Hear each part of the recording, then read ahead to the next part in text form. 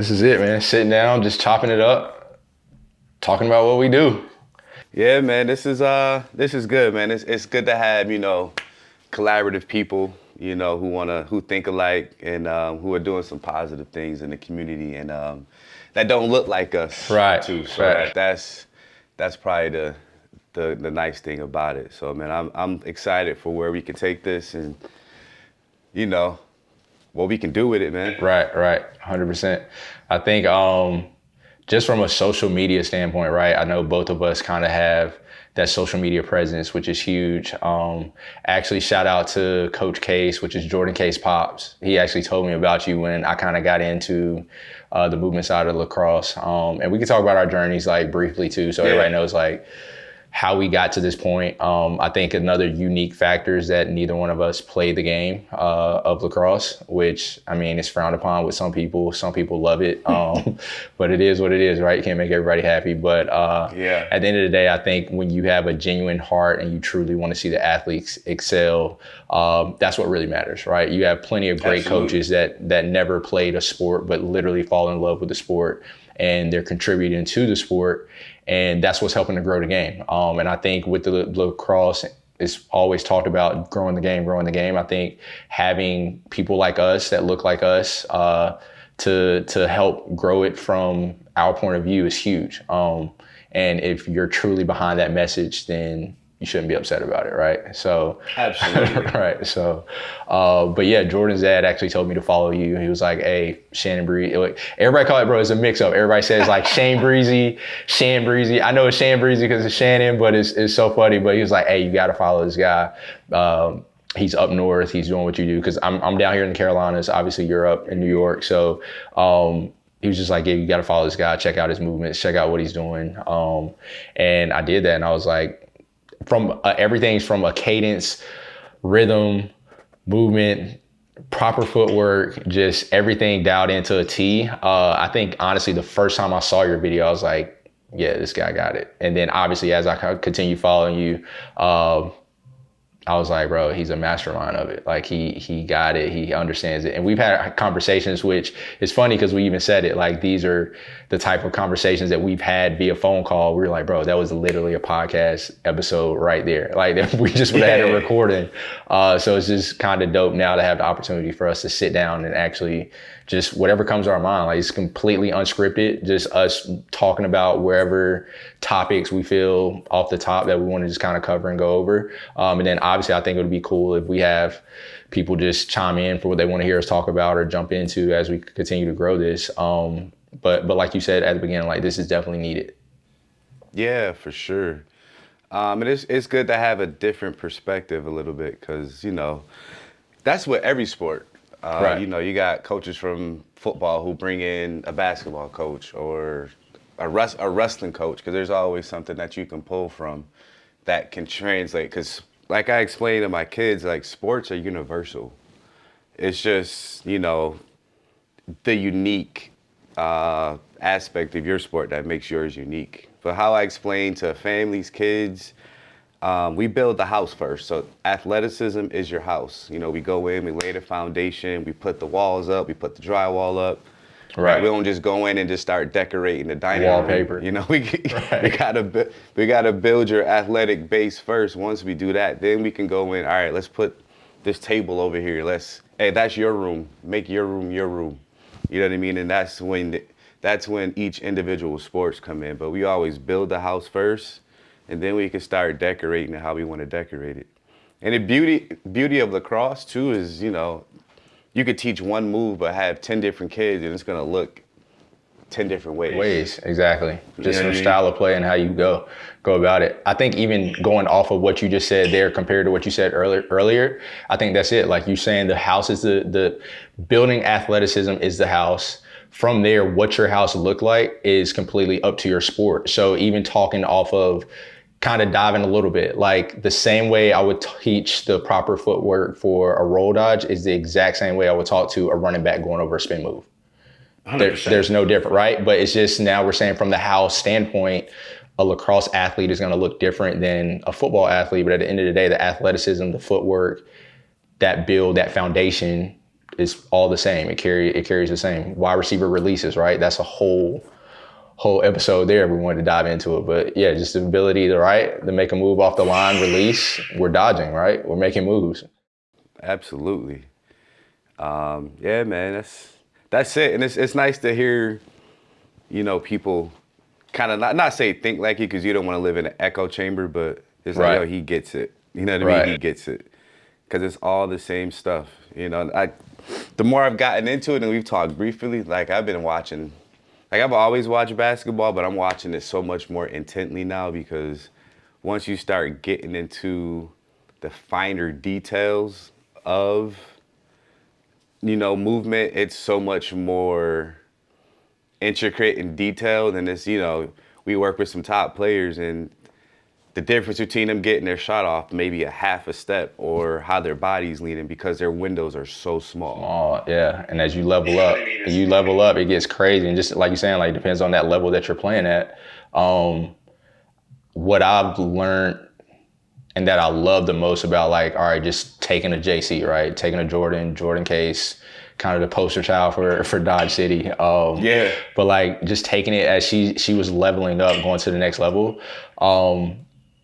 I think her intensity of wanting to learn in detail, just wanted to be very more detail oriented, understanding that, okay, going to Stanford, I need to have these things in my bag. And then seeing her, she had her injuries pop off, but her seeing the speed of the game, right? And then coming back home, understanding like, all right, yeah, that window in high school, like, I mean, when you kill at a certain level, right? Once you get to a point where you're top dog, everybody knows who you are at that level, you're no longer training for that level. Like, that level is completely done. It is what it is. Even if you're a junior, like, a junior may be watching this, sophomore, you may have a freshman that's just like killing, and we already can foresee what the season is going to look like all your high school career.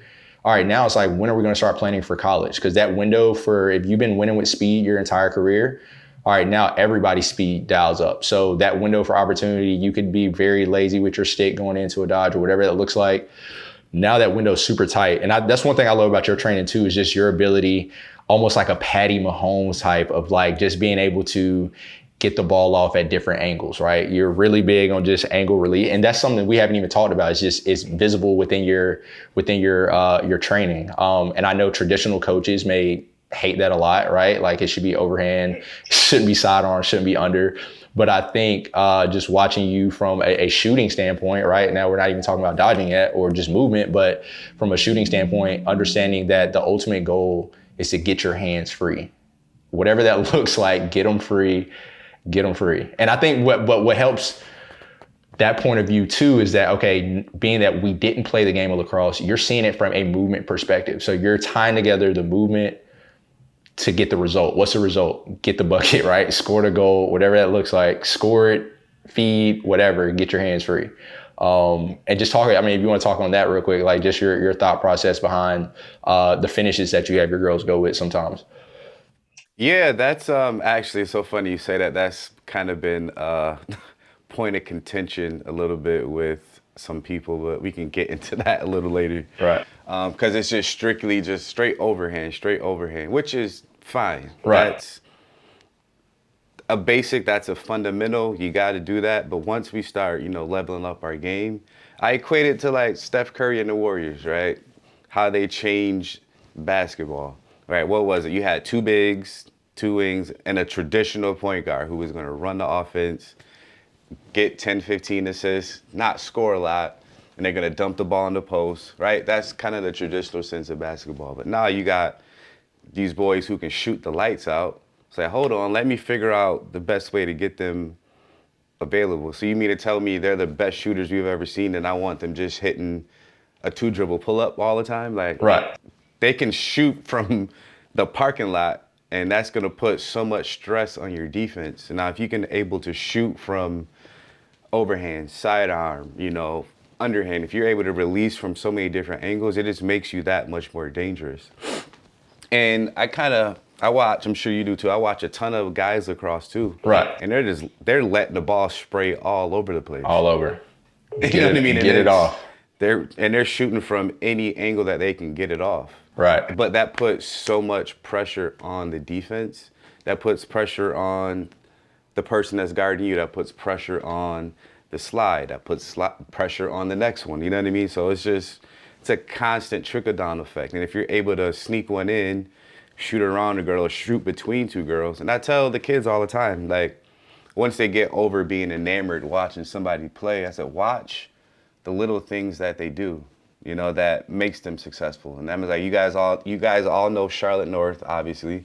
What made her so great was obviously just how imposing she was, but she was able to shoot through many different windows, and she was able to steal so many goals just from that. So you guys just gotta be ready to shoot, but be confident enough to release it in a tight spot with a high probability of making That your goal. that You know what I mean? yeah, that is unorthodox from your standard way of shooting, right? Like without the hesitation. I think that's what you see the most. Is like these girls are, from your training perspective, like they're getting it off and they're not hesitating, right? Like, and that's what you want. I'm pretty sure you're preaching that in the training session. It's like, hey, like this is a unorthodox type of shot. The window is very small, but if this window presents itself in a game, that's the one you got to take, right? Like that's the one you got to take, and you don't have time to think about it. It's a split-second decision, and you want that muscle memory to kind of kick in. So that's super, super dope from that standpoint. I think kind of leading off of that or talking off of that too, I've been really heavy with our athletes just talking about like just the cognitive load of the game. You know what I mean? Just able to process. So sometimes I feel like that's a missing window between an athlete building the foundation, right? Like just moving a lot better because we deal with them in-house. So when you go in the game, obviously we know there's a lot of more variables that go into it. But there are some athletes, and I'm pretty sure you came across them, from a training perspective, like they're struggling with your basic foundational movements. But when they play in a game, they're kind of doggish. Like they can play, but it's their ability to process the defense, understand spatial awareness, to make the plays that they need to make. And as you continue to grow from that athletic base or just developing the foundation, it's going to make it even more scarier for that athlete. But now talking on another athlete that may be up to par where they need to be from a movement standpoint or getting to that standpoint, they're doing everything they need to do from a foundational training standpoint. How important is that cognitive load or just being able to process the game? And I think this is something that obviously we don't talk about on the camera a lot. In drills, we understand Instagram drills are drills. People love to see them or whatever. But at the same time, there are other situations that you have to talk about with the athlete so they understand it. And then it's going to help with that reaction time, I guess you can say, to help with that cognitive load of just being able to decipher everything.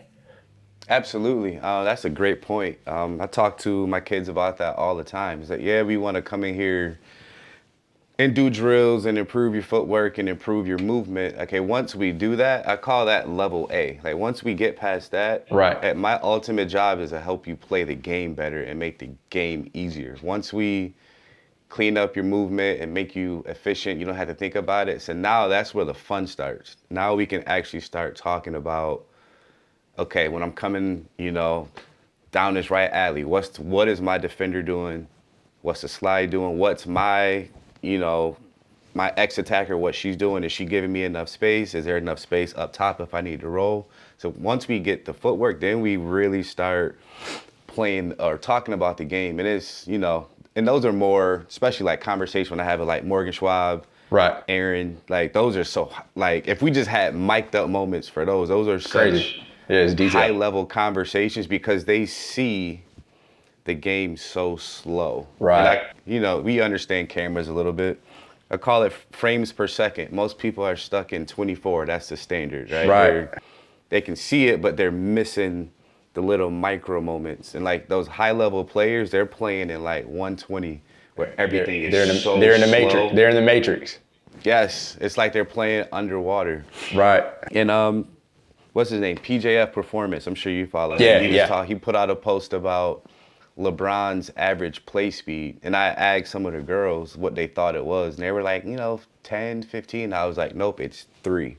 Crazy. And they were just like so flabbergasted because they see him flying up and down the court. But I say he's moving so slow and in control. He's manipulated the game so much that he can play at his own pace. Shump was talking about that. Do you see the one with Shumper was talking about? He was talking about a play. I think he said he passed it to Bron, right? Bron palmed it with the one. Bron's basically there commanding everything like, hey, he's going to slide. When he slides, boom, I want you to cut, Shump, cut. And it was just like he really ran down the play. But like you're saying, that plays a part. That's huge when it talks about just being a better player within the game. Yes, 100%. And like I'll actually stop kids in the middle of a drill. They don't know I'm doing this. And it's a little funky for them at first. And I'm like, all right, what are you looking at? Or what are you trying to accomplish right now?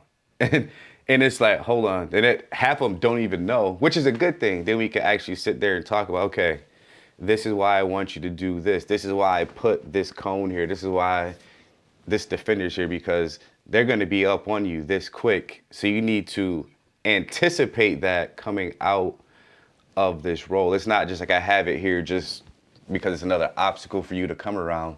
Like you need to already have that anticipation. And that's like the next step. All right, we get your footwork right. We get everything going. All right, how quickly can you anticipate the next move? Are you 3, 4, 5 steps ahead of what the defense may be doing? You know, you play football. Like if we're playing receiver and we ran a play all week expecting a certain look, and the coaches will come over to you when the defense, hey, yo, Shan, yo, bro, what'd they do what did safety do when we went 3-by-1, you were backside by yourself? Coach, he started to creep down because, you know, yada, yada, yada. Okay, I know you got an out on this play, but next time we come back to it, fake the out, hey, go to a post because he's coming down. You know, he's spilling down to the flats. Yeah, he's coming down flat curl. Go ahead, he's coming boom. down like hard. Right, so exactly. now we side adjust off of that, and that's like where I'm at now with some of them. Okay, understand what they did, what the defender did, and then we got to start looking at everything else because we're never dodging necessarily the person in front of us. Exactly. We're trying to manipulate the rest of the defense to get them to do what I want them to do, so I can make the pass that I want to make. Exactly. To find that scoring opportunity that we need. Nah. That's it. And it may not be you. And it's so ironic. Like I'm teaching all this footwork and dodging, and I got kids who are breaking their all-time assist records at their school. You know what I mean? So we're not even dodging just to go score. We're dodging, all right, let's put pressure on the defense, and then you guys do what you got to do after that. Right. I always talk about like in lacrosse, the assist that doesn't count is like the hockey assist, right? So with you going into a dodge, boom, you pull, that sliding defender comes, you kick to the open girl, right? The next defender slides to her. Now she kicks it to the next girl. She scores. Obviously, she's going to get the point. She's going to get the assist, but you're not getting anything in the stat book, but literally you set that scoring opportunity up because you had a great 100%. Dodge that pulled the slide. And that's what it's about. Like you have to, I think with our drills, we add in, I know we do this a lot and you get comments sometimes like, like you would never do that in a game or whatever that looks like, right? I love it. But at the same time, like skill stacking is so important. Like I know you have your girls go through like a series of like combinations that are it's a lot, right? And mentally it's a lot from a standpoint of understanding where foot placement, because you don't want wasted movement within that dodge sequence or within that like skill stacking. But I always use the analogy of thinking about if you're planning for a test. I tell our girls like, all right, you're planning for a test, and I tell you it's a math test, and I'm giving you all these long equations to do. If you get to this test and it's literally you're doing crazy long drawn out algebra equations, and you get to the test and it's literally 2 times 4 plus 6, right? Like that's going to be very simple to like understand and answer quickly because you've been so built off of doing longer equations. So like you said, off of just reacting off of like the roll dodge, if somebody's boom, you're rolling, just to be able to know, all right, what's the next move, or have that muscle memory built in, is going to make it that much more easier for you to see the game slow, right? See it slow as she's sliding. And that's the ultimate time when you roll back turn, we know, all right, you send a double or whatever you want to do. It's because you're going to make an irrational decision because you're trying to process something that you can't see, or the game is moving fast and you get flustered and then obviously you throw it away. So it's just that ability to, like you said, slow the game down, have different dodges or a different just combination of movements that are embedded in your muscle memory that you can literally just get in your bag to, and it's a done deal. So one of my top players, and she hates this, but it also helps with, I'm sure you do the same thing. And this is really how I stack my drills.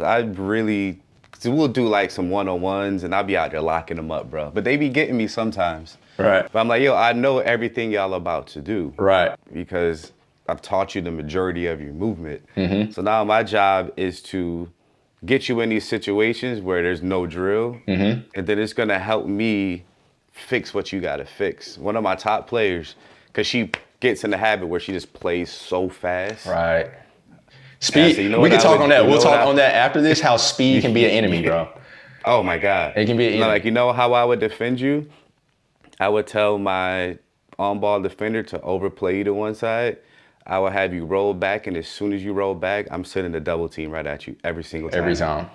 Every time. And she was like, yeah, I struggle with that. I said, I know, because you play too fast. Right. You don't even, you're rolling to just put your head down and go. So every time I would send a double team at you, every single time, until you fix it. Until you fix it and figure it out. Like, so yeah, like talk off that. Like speed can be an enemy. I think this is a crazy snippet. God. This is a crazy snippet. Right. So why is speed an enemy? How can it be an enemy in the game? I don't know. This was a couple years ago. You put out such a dope post about, I think you had the girls walking side by side with you. Oh, that was with Maddie. Like, Maddie with Duke. Yeah. yeah, that's like, all right, which one of these is harder to stay with? And you walked at that I had to steal that one. I said, bro, that is so good. I appreciate it. Yeah, that's what it's about. Growing the game. I take whole bunch. That's what I think the connection here is just like the respect level. Like I love what you do. And just how you teach it, and just being able to, if I can help the girls that I come across, right, from something that I've learned from you, and I know that I have an influence, why would I not want to use it and to help them get better? If we can continue bouncing things off, and the ego side is so crazy, and it's just the lacrosse world sometimes. But bro, I love it. You're talking about, I do that one a lot, like the change of pace, change of speed. So you walk with the girl. Boom. So I do rep 1, I'll walk, and I tell them, like, before I start, I have the ability to start whenever I want to, but I can only walk. I can't sprint, I can't run. So I'll like walk it, and then obviously I'm just hitting gears, right? Like going from 0 to 1, 2, boom, going back and forth, and they're struggling to stay with me. And then we line it back up again. And even if I got like a crowd, a group of girls watching, I'm like, all right, pay attention to rep 2. Rep 2, we're gonna run across, and I want you to stay with me, but I can't start. And then we run, and then it's easy, right? You just put it on autopilot, you run with me, and then boom, from there, yeah. So that change of pace. But you carry on about like more like, on just the speed aspect of that. So change of gears is really important. We know that change of speed is where it's at. But I know I've had athletes, I'm pretty sure you've had athletes that played very, very fast at the high school level. Literally, like, you don't even have to dodge, right? Like some girls that play so fast at the high school level, it's literally like you're weaving through traffic. I don't even know if we call it a true dodge. You're literally just weaving through, protecting the ball, and you're scoring. Now when you go to college, all these defenders have that gear. Let's say you're playing in a gear 5. Now all these girls on the defensive side of the ball are playing at a gear 4, gear 5. They have that gear that you have, and they can go to it at any times. And I've had girls go to the next level, and they struggle, and they come home after freshman year, and they're like, bro, I don't know, like I'm struggling to dodge. I can't dodge. And first thing I say is like, you've never had to dodge. Like, I know we understand we do this, but this is your first time being presented with an issue because you've relied on your speed so heavy that, and obviously you've got the publicity from it. Like everybody hypes it up like she's a fast player, great player. But these girls at the college levels are dogs. Like these defenders are dogs. Like they want, and the more hype you get entering in your freshman year, the more they feed off that to make a point when you get there. You know what I mean? So have you had an athlete like that kind of, I mean, it could be speed, it could be anything else. Like maybe it's a shot placement or something where an athlete had it high school. And I'm not gonna say they don't believe us when you're kind of identifying the issue. Like the issue can be there of like, hey, we need to figure this out. But it's just like, all right, Shannon, I hear you, but I haven't had an issue with it yet. And it's kind of like, until some people have to actually touch the stove to get burnt. You know what I mean? So now I touch the stove and I understand, oh, that does burn, that does hurt. It's not working like I thought. What's your spin off that?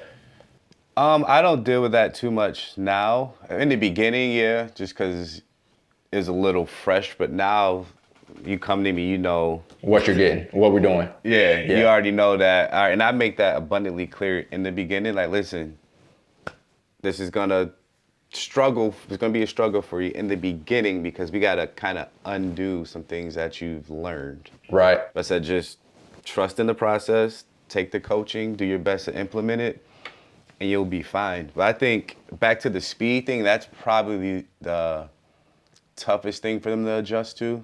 Because again, they're just used to getting it and going, just punching the gas and then going. Okay, so what happens when she punches the gas with you and she's right on your hip? What are we doing Then now? what? Right. What are we doing? What are we doing then? Right. And it's so some of my football boys who've come through my program, a few of them play DB, and they'll be in there working out, and I'm like, y'all don't want to hear it from me, but listen to him. I'm like, yo, who's harder to guard? The person who runs the full speed all the time or the guy who's changing gears? And all of them, unanimously, they'll tell you. Shifting, yeah. The guy who's changing speed because it messes up, it gets them off schedule. Right. So how I explain it now, because I try to give them examples that they can understand. I'm like, all right, you guys are all driving now, whatever. So if you're driving 80 miles an hour and you try to turn your car, what's going to happen? They're probably going to flip over. I said, exactly. It's the same thing when you're playing sports. If you're running at that full speed, unless you're like the top of the top, even the guys at that level, they're not running really full speed because you just can't stop like that. I try to equate it to us. All right, the highway, that's your go zone, right? That's 65 and above. All right, rock out. I want you to treat your dodging like we're in like a 40 to 50. Right. And you got to live in it. Like we got to live in that zone. So I call it being at a good, constant speed. So I can go if I need to go. Change it. Because I'm still moving at a good pace. If you don't honor what I'm doing, I'm still going to go past you. But I also had the ability to slow myself down and be in control and speed up and still be in control. And then it's like the light bulb goes on. Oh, it goes off. Oh. And it's crazy. And it's crazy. Like for us, this is our first time talking about that analogy, right? So I kind of have the same aspect or same analogy with that when it comes to like the curve. I use the curve example, like you said, but I'll utilize that one when I'm trying to get an athlete to understand staying low. I'll use the example of like, okay, we're in the mountains and we're going around a curve. And if we have to go around this curve at 60, 50 miles per hour, which is kind of fast, right? It's moving. Yeah. Would you feel more comfortable in a sports car or would you feel more comfortable in a semi-truck Jeep going around a curve that fast? They're like, oh, sports car. So understanding like when you're shifting or you're turning, your ability, center of gravity being lower is so important. I mean, always analogies hit home with athletes. I don't care how old you are. You can use it with college, high school, middle school. It's all gonna resonate and you won't forget it. Like I'm pretty sure when you're telling these girls these analogies, they're picking up on it and they're in college still remembering like, oh yeah, I remember when Shannon was talking about living in that 40 to 50 range. And that's what it's about. So it's all huge stuff, big stuff. I had yeah, go ahead. What you got? No, go ahead. I was gonna say I had another talking point that I wanted to jump on, or an analogy I wanted to get your thoughts on. So when it comes to pace, rhythm, however you want to put it, change of gears, change of pace, I've heard you talk about just the importance of fluidity, right? Being smooth. How do you talk on like your ability to have a smooth play, but also have that change of gears, change of pace? And I got like an analogy. I saw your video. I saw when you talked about this one time, and I was like, oh, I got to talk to Shannon about that too. Like just an analogy to roll along with it. But like, what's your thoughts on that? Because it is kind of, when you think about it initially, it is kind of contradicting a little bit. It sounds like, all right, he's telling me to play fast or play smooth, but don't play at one speed. But it's a rhythm. Like, what's your thoughts on that? Well, I think, and that's a good question because I'm sure you see this a lot. Kids a little bit more these days, they're a little more robotic and they're going to do literally, and it's actually helped me become a better coach because they literally they do every single thing that you do or tell them to do. They do it to a T. Right. Right to a T. Right. So it's like almost like it's like a copy and paste type element to it. And then I think that messes up with the free flowing ability of it. Right. And I try to tell them, listen, it doesn't have to look like how I make it look. I want you to be comfortable in how you move throughout the drill. It's not, these are just some guidelines. Like I'm locking one or two specific things I want, but how you get into it, how you come out of it, that's on you. I'm locking, hey, this one we got a jab right and we're rolling back here, but how you do all that, I want you to be free within the confines of the bumpers I'm putting you in, for lack of a better term. And I think that helps them with that fluidity a little bit, because it's not like, all right, well, I got to do it exactly how Shannon makes it look or how so-and-so makes it look. Like, no, I want this drill, there's 6 of you right here. I want this to look, this should be 6 different ways. And then once you get it, each one of your reps should start to look different. So, all right, this time I'm going to sprint into my jab. This time I'm going to kind of like ramp up. This one I'm going to start, stop. This one I'm going to kind of do this. I'm going to lead in with my right foot. So I give them that freedom within the confines of the drill. And I think that helps them being more fluid. So it's not just like this robotic copy and paste. Yeah, copy and paste, copy and paste, copy and paste. No, right. here's a drill. Rock out. But only thing I want you guys to do is jab right here, roll here. How you do it, How yeah. you go into it, how you go into your roll, like your hesitation coming out of your roll, hey, add one of those in there. Then we can start, like you said, now we can start stacking layers on top of what you're doing. Okay, hey, I like that. Hey, try this when you go here. Hey, now when you roll, stay in your right hand this time instead of worrying about switching. You know what I mean? Or do this, do this, do this. Then we can really start adding layers to it. So I think that helps with keeping it, I guess, fluid within the confines of what we're trying to accomplish. Just so they can actually just turn their brains off and just play. You know, because I tell them all the time, like, listen, man, I'm not going to be out there on the field with you. Mm-hmm. right. when you go play. Right. So the more you can make this drill your own, mm-hmm. the better. Because ultimately, if you looking at me after a girl just locked you up, I mean, it's in the middle of the game, I'm just going to look at you like this. Let's figure this out. Let's figure this out. What are we doing? Hey, you know what to do. Right. Get in your bag. Done this, let's go. Right. Now you got to go a little bit. Speaking of that, you play a receiver.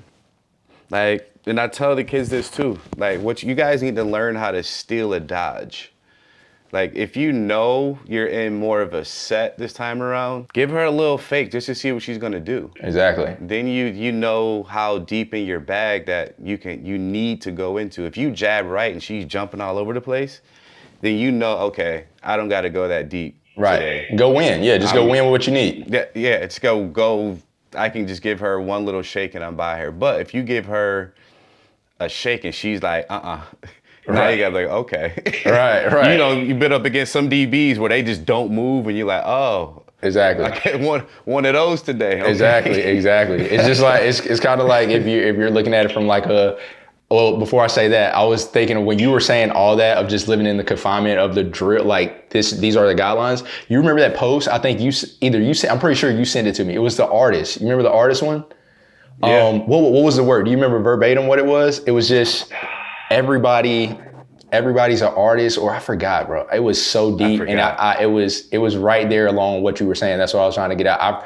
I forgot it, but it was basically, if you're watching, we're basically saying everybody is an artist. Everybody has their own tools. It's on you of what your art piece looks like. So you're saying within that drill, I'm providing you with the tools to use, or the paintbrush, the color paint. This is what it is. It's on you to create the beautiful design, or within the drill, create the artwork or masterpiece that you're looking for. Yes. But even back in the bag of just how deep do you need to go in your dodge bag when you're playing, that's like having a screw that's a little loose. If I have just a screwdriver, if I need to tighten it, I'm just gonna tighten it, right? Like I'm gonna tighten the screw and call it. Everything doesn't call for you to bring the drill out. Like you don't have to bring a true drill out to screw a screw all the way back in if it's just a little loose. So that's dealing with an athlete that's not that good on the defensive side. Use your screwdriver. You don't need your drill that day. But there are gonna be days where it's like, okay, I'm tightening that screw, but it's not doing what I needed to do. I got to get in my bag more. Where's the drill? Where's the drill? I need my drill. So, that's all the way just all good stuff. What else we got? We want to touch on a little bit.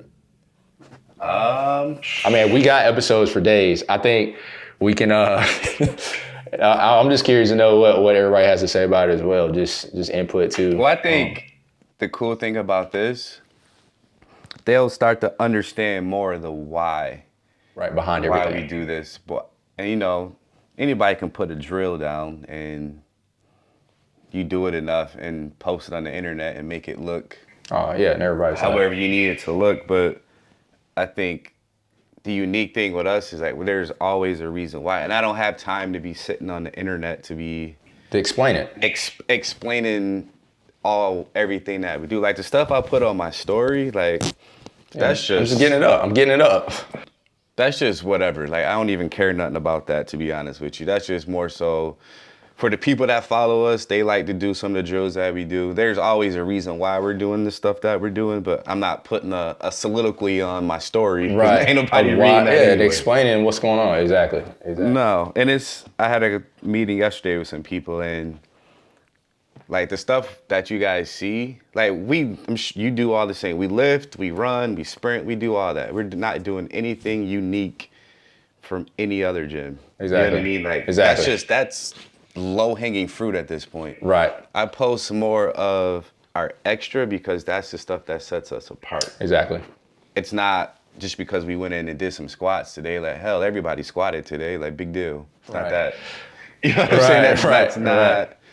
That's no longer a separator, but the extra that you do. Like a lot of that stuff that I post this is on these kids. It's on their free time.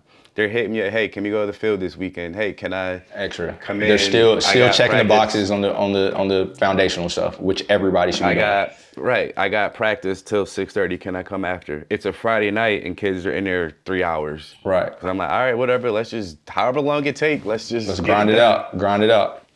Right. So I think this would be good for that, so that people can understand that we actually know the game. Right. It's not just let me throw some icky shuffle down and go shoot the ball. Go shoot it. Nah, man. Absolutely not. Like I wouldn't waste my time out with the kids for sure. You gotta understand, we're dealing with high school kids. Mm-hmm. They're not gonna waste their time doing something that they don't see value in. At all, 100%. Yeah, they don't have time for it. As an elite high school athlete, don't have time. I don't have time to do anything that I don't feel is beneficial for my game. No, because they got school, they got club practice, they got high school practice, they got just being social. Right. You know, they're not about to be in there and every day doing something they don't find value in, or they don't think that it's gonna help. You know, so I got kids now, they're messaging me this morning. They're at the field now doing stuff, and then they still want to come to the gym today. You know what I mean? So it's like... I think this can be our last touching point right here, talking point, because I think one thing that just stood out to me, what you were saying there, is just the hunger and the desire to want to get better. I think, especially on the Dodge City side, I think like a lot of kids like, oh, I want to make the page. I want to be on Dodge. And I understand Dodge City and just how it's kind of built up to be. But at the same time, like my favorite, and coaches do have favorite athletes, my favorite athletes are the ones that are like gym rats. I call them lab rats. Like they want to live and be in the gym and get better day in and day out. They can care less about the hype, but they just want to better their game. Like you said, you got a group texting you now, like they're at the field doing work and then they're going to come in and do more work. Those athletes that want to grind in season, off season, is not a set, I'm going to do this for two weeks and then I'm done with Shannon. I'm done training with Shannon. It's like, no, those ones that are in your pocket from middle school through high school, college, pros, like those are the ones that you want to pour into more and more as a coach. And it has nothing to do about your talent level. Like I love having an athlete that comes in and you don't have a foundation and it's real rough right now. It's like, okay, this is fun, because for me, that's a project. Like I love working on a project to build this athlete to where they need to be. But what I need from your end is just dedication and obsessiveness about getting better and wanting to be the best athlete that you can be. 100%. 100%. I don't even got too much to add to that. That It's is just where it's at. that is it. It's just the kids who want it. They want it, and this is, I'm sure every coach will tell you this.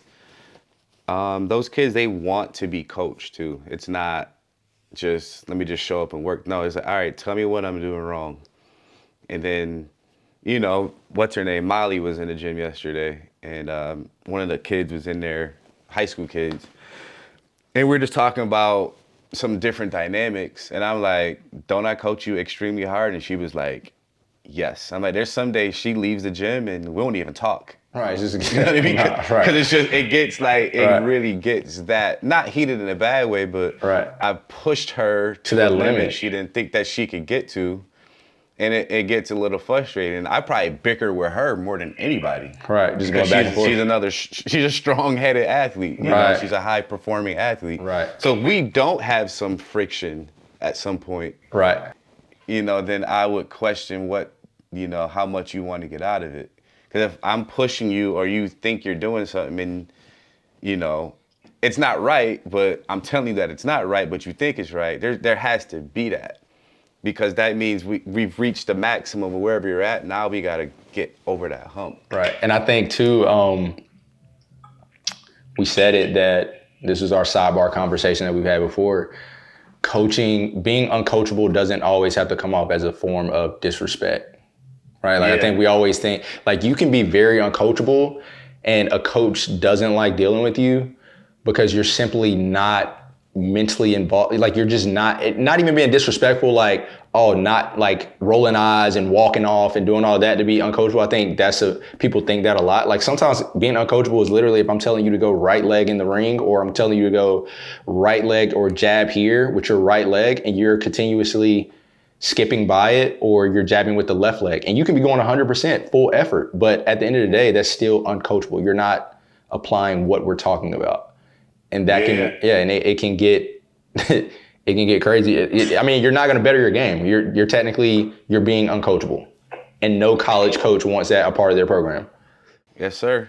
That was dope, man. I'm looking forward to how this is going to turn out, man. Just again, like you said, like-minded people doing the same thing, doing some awesome things, man. And I'm excited for where this could go.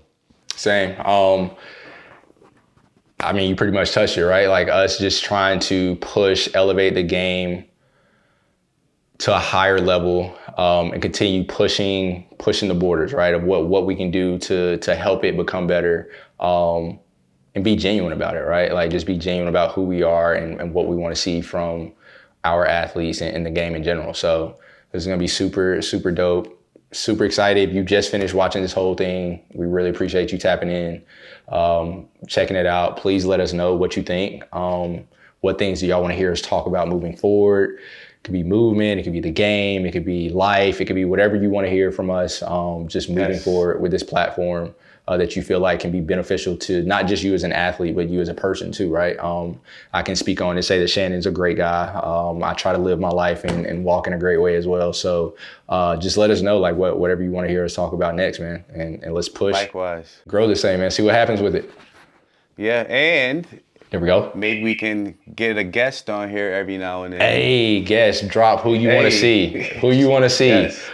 Drop who you want to see. Who you want to hear from. And we'll see if it's in our budget to pull them in here and get them on. Love it. For sure, for sure. All right, appreciate it, bro.